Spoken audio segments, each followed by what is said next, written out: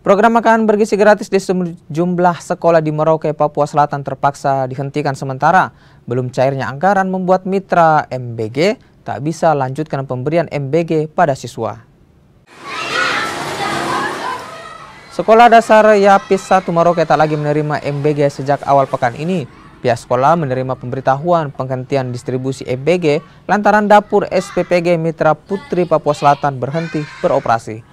Dapur SPPG tak bisa beroperasi lantaran adanya keterlambatan pencairan dana. Selain itu, masalah administrasi juga memperburuk keadaan.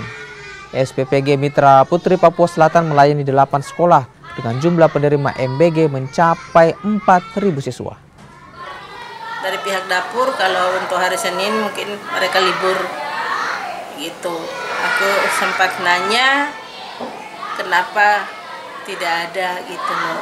Nah, katanya itu mereka satu itu ada yang lagi ngurus sertifikat, yang kedua menunggu transfer dana.